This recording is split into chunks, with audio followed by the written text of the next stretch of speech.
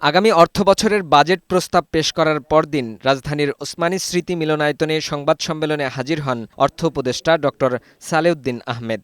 সাথে ছিলেন পরিকল্পনা, বাণিজ্য, জ্বালানি ও কৃষি উপদেষ্টারা। এছাড়াও ছিলেন জাতীয় রাজস্ব বোর্ডের চেয়ারম্যান, বাংলাদেশ ব্যাংকের গভর্নর এবং সংশ্লিষ্ট সচিবরা। এটাই নিয়ম ছিল, কিন্তু এবার কিন্তু বাজেটের আকার কম। বাজেটোত্তর সংবাদ সম্মেলনে অর্থ উপদেষ্টা জানান, সীমিত সম্পদ ও অনেক চাহিদার মধ্যে এবারের বাজেট।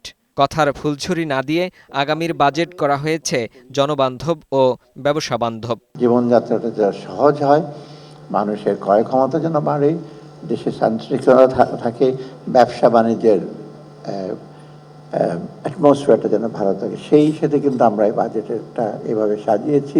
এই একটা সুবিধা থেকে 3 বছর থাকাতে অ্যাটলিস্ট লোকজন পলিসি কন্টিনিউইটি, ধারাবাহিকতা সম্বন্ধে জানতে পারবে।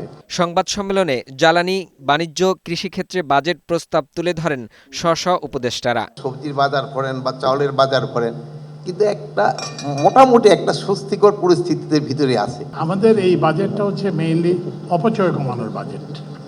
এই বাজেটটা হচ্ছে অসঙ্গতি কমানোর বাজেট। আমরা আশা করি পরবর্তী রাজনৈতিক সরকার আমাদের সংস্কারের মাধ্যমে এই শুরুটাকে আরো বহুদূর এগিয়ে নিয়ে যাবেন। এটা সম্পূর্ণ বাস্তবায়নযোগ্য ও বাস্তবসম্মত বাজেট বলে জানান পরিকল্পনা উপদেষ্টা। একটা স্থিতিশীল অবস্থায় নিয়ে আসার লক্ষ্যে একটি বাস্তবমুখী মিতব্যয়িতার বাজেট। বাংলাদেশ ব্যাংকের গভর্নর জানান, জুলাই-সেপ্টেম্বরে মূল্যস্ফীতি 7% নামবে, কমবে সুদ হার। অবৈধ সম্পদের মালিকদের সুবিধা দিয়ে কালো টাকা সাদা করার সুযোগ দেওয়ার বিষয়ে সরকারের সিদ্ধান্তের ব্যাখ্যা দেন এনবিআর চেয়ারম্যান। কালো টাকা ছিল, এটা স্যার গত অগাস্টেই আপনি আসার পরেই সাথে সাথে এটা আমরা বাতিল করে দিয়েছি। আর যেটা স্যার ট্যাক্সের কথা যেটা বললাম, আমরা কিন্তু এবার নিত্য প্রয়োজনীয় যতগুলো জিনিসপত্র আছে প্রত্যেকটার ক্ষেত্রেই কিন্তু ট্যাক্সের বোঝা কমানো হয়েছে। খাদ্য মূল্যস্ফীতি ছিল 14.5%, এটা এখন 8% একটু উপরে আছে। আমরা আগামীতে এটা ইন্টারেস্ট রেটটা কমিয়ে আনবো যখন ইনফ্লেশনটা 7%-এর নিচে নেমে যাবে। আমরা আশাবাদী এটা জুলাই, অগাস্ট, সেপ্টেম্বরের মধ্যেই আমরা সেখানে যেতে পারবো। নিত্যপণ্যের দাম কমানো, মূল্যস্ফীতি নিয়ন্ত্রণে রাখা সহ সাধারণ মানুষকে স্বস্তি দিতে প্রস্তাবিত বাজেটে নেওয়া বিভিন্ন পদক্ষেপের কথা তুলে ধরা হয় সংবাদ সম্মেলনে।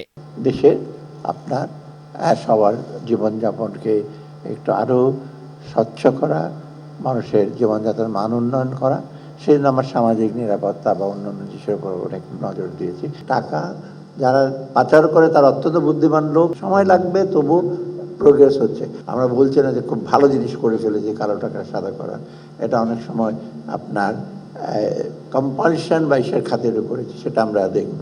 বাংলাদেশটাকে একটু আমাদের পটেনশিয়াল অনেক বেশি, সম্ভাবনা অনেক বেশি, সেই অমৃত সম্ভাবনাটাকে আমাদের যেন কাজে লাগাতে পারি। কারণ সময় কিন্তু দ্রুত হিসেবে করছে, বিশ্বের অন্যান্য দেশের তো কাছে যেন একটা দৃষ্টান্ত হয়ে থাকে যে প্রতিকূল অবস্থা থেকে আমরা এই দেশটাকে একটু সামনে থেকে নিয়ে যাচ্ছি। ফাহিম মুনাইম, বৈশাখী সংবাদ, ঢাকা।